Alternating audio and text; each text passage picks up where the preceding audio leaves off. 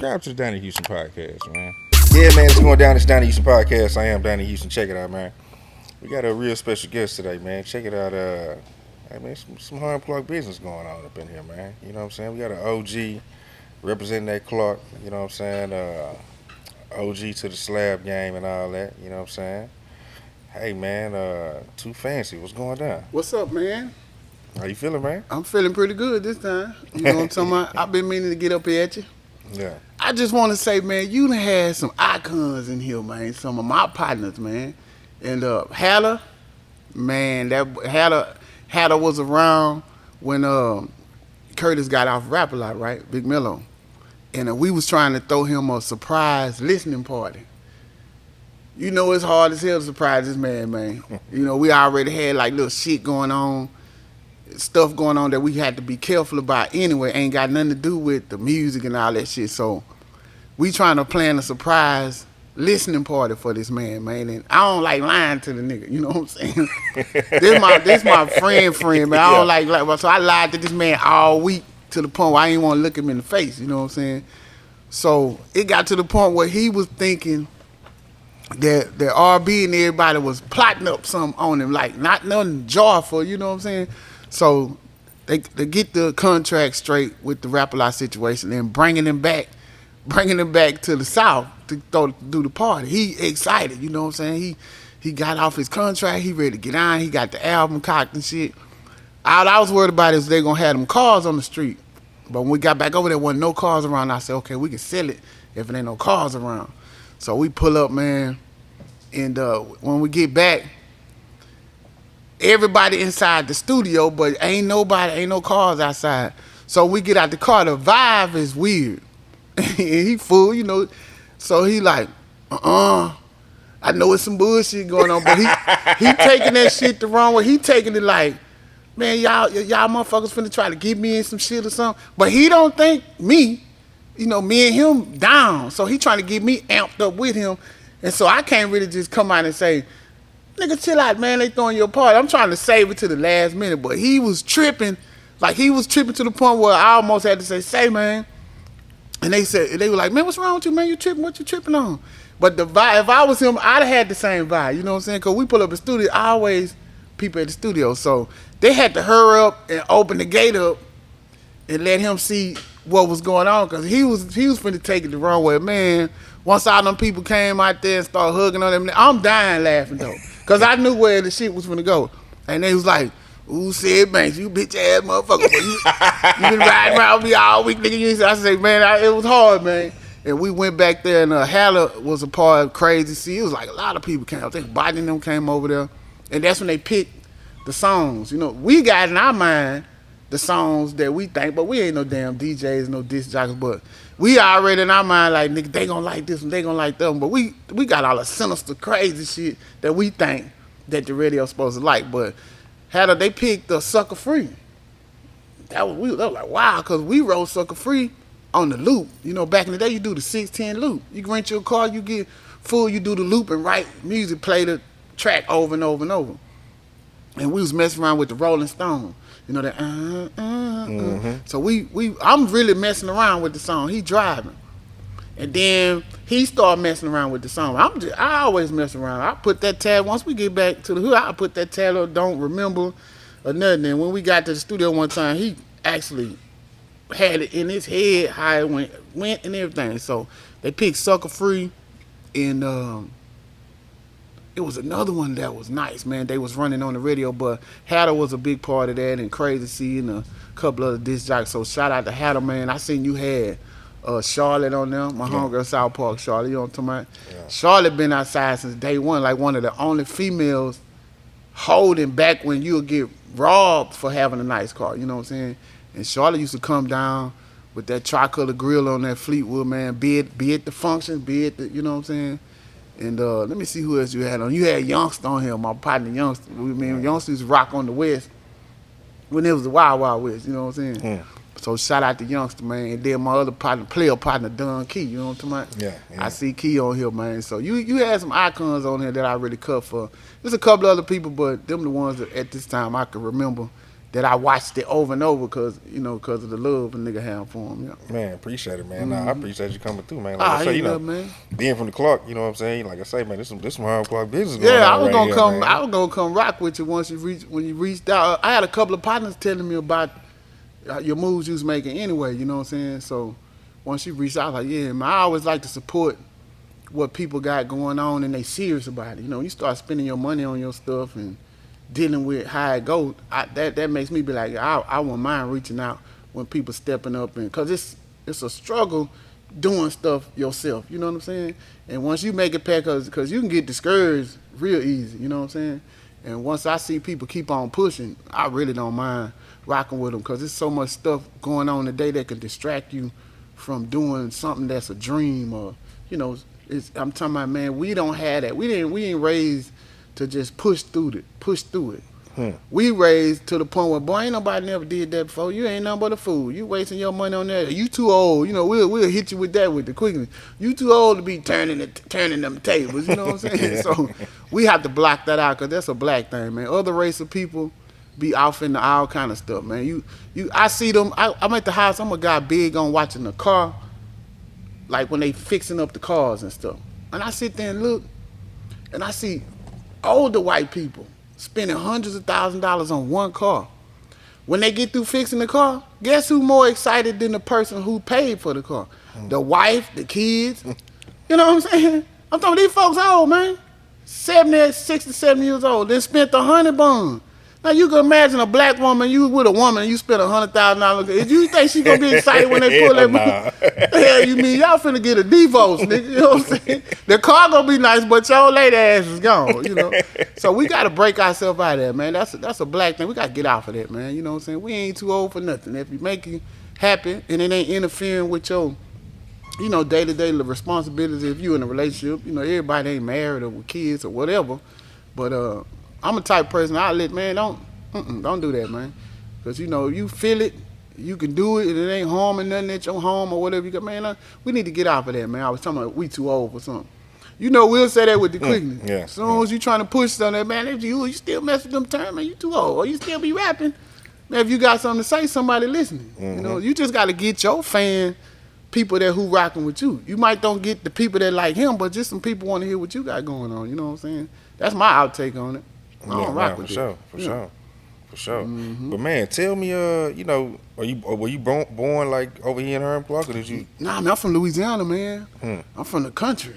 Like when it get dark, you can't see your hand in front of your face. You know what I'm saying? What part of Louisiana? I'm from North Louisiana, like Rayville, Monroe, I-20. Shout out to Richland Parish. Yeah, but I came up here like a little kid, man. I grew up with my grandparents, but I came up here as a youngster. And my people say, oh, he'll be back. Because all my family up there.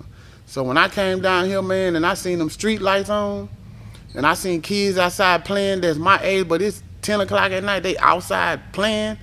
I was like, oh, man, my grandma called me and said, when he coming back? I sent him a bus ticket. And my mama gave me the phone. I told my grandma, I said, man, I ain't going to be able to come back. She said, what you mean? I'm telling you, it's girls outside my age playing. Where I'm from, ain't nobody outside. That ain't how it is. Huh? Hell, you mean you coming in at 5:30 before it get dark? You know what I'm saying? And so I was like, I've been up here since. I done lived all over here, man. Foxwood, down by the dead end. I'm talking about, man, Alameda Plaza. I lived in Chateau Village, Aristocrat.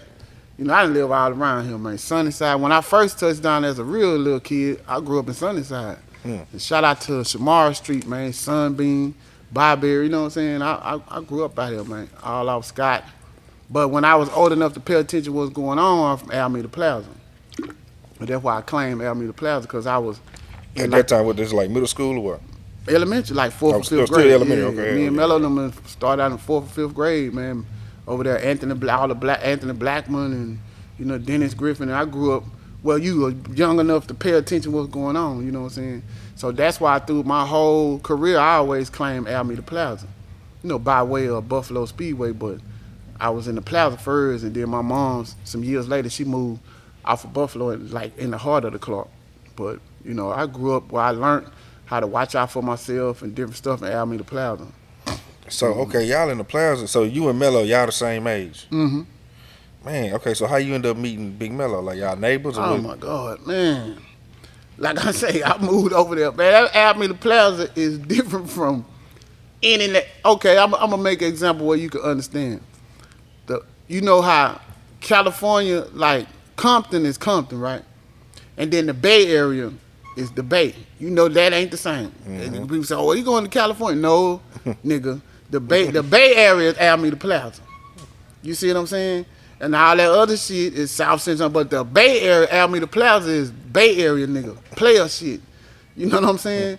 So when I moved to the Plaza, they got a whole nother way of how they do shit around there. So Curtis and them used to pile up at the store, man. I'm a young nigga, I ain't got nothing going on. You know, my mama be gone. And they had all them nice bikes and shit out there. So I always walk by and say, damn, I wanted that bike. So I took a bike. They had a gang of them. I took one of them motherfuckers. So I take it back to where me and my mama stay.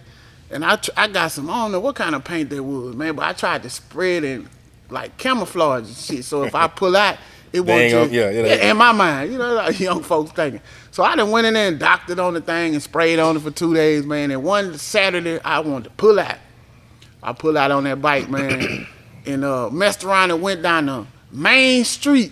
I'm going to Missouri. I'm going somewhere, but this the route I got to get out of here to get where I'm going. And I went down the main street and they out there hooping. I don't know these niggas, they out there hooping, but these the same niggas be in the store spending a bunch of quarters on all these games all day and shit. So I come down the street and I think it was Gerald.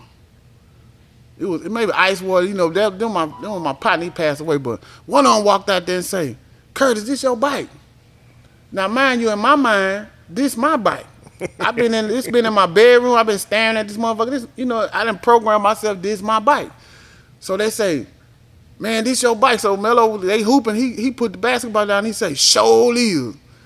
So I'm still don't want to give up the bike. So they like, man, get off this bike, man. You stole this bike. So for some reason, I just don't want to let the bike go. So they bomb on the nigga. I had one hand on the steering wheel. I wouldn't let the bike go. So I'm trying to get him off me, and Gerald and mama came outside, and his sister came outside, Tiffany. They said, y'all leave that boy alone. Why y'all jumping on that boy? And Curtis said, Mom, he got my bike. So I wouldn't let the bike go to the point where they had to go in the garage and get tools to take all the pieces off the bike, and I think I had the steering wheel or something. But I went home, man, crying, mad. I walked way back, because I stayed in the front of the plaza. There was some townhouses. And my mom was like, boy, what's wrong with you? So I couldn't tell her exactly what's wrong, but she knows something wrong. So, man, the next day, they knock on my door. And my mom was like, she think, oh, since he done moved on, he done made friends. So my mom was like, said, come on, it's some little boys I didn't want to chop it up with you. So when I look out the window, it's them same niggas. She thinking it's gonna be some pleasant shit. I'm like, man, I don't feel like dealing with these niggas no more, so I go outside. So they say, man, what's your name? So I tell them my name. So they say, man, why you just didn't let the bike go? You know what I'm saying? So I'm on defense, because I'm like, I remember what happened yesterday. And Curtis started laughing. He said, come here, man. He told me his name. He shook my hand. He said, man, you crazy as hell, man. Where you from? So I told him where I was from. He said, man, why you didn't just let that bike go? And I kept saying, that's my bike. And they like, man, this nigga lying. This a whole nother day.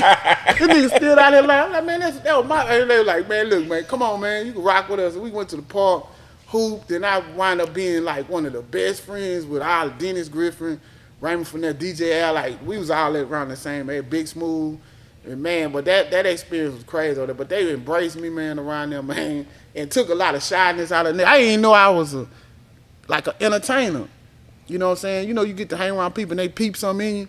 So, but the Plaza brought it out of me. You know, it brought the shyness out and everything. But me and Curtis wound up being super tight. That's when his mama, his sister, my mama, my sister. You know what I'm saying? So we had a lot in common, man. We'll eat up all the food at my house.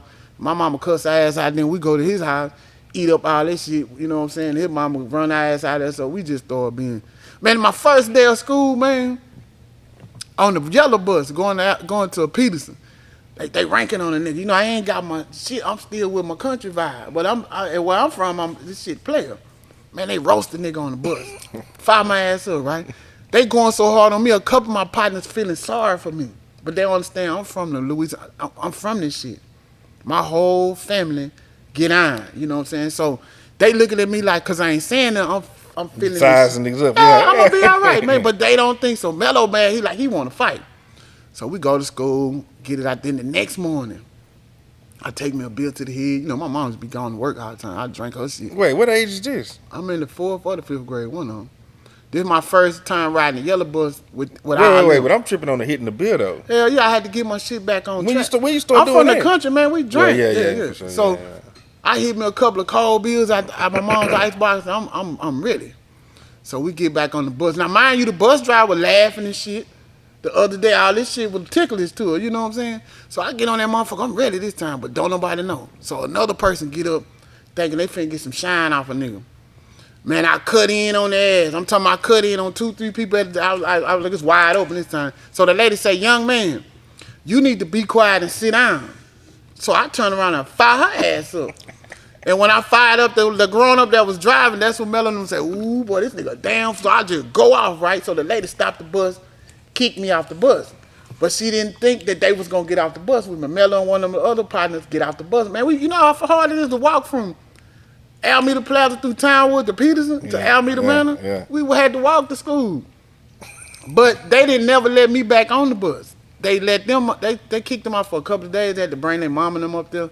But they didn't never let me back on the bus. So my mom's had to make arrangements for me to, you know, to get to school. But that was like some of the first incidents with making friends with them and everything like that. You know what I'm saying? So that shit was wild, man. But after that, they realized, man, that nigga hold his own. We ain't worried about seeing them. I'm like, oh, nah, you gonna keep your comment to your motherfucking self. You know what I'm saying? Donnie Houston.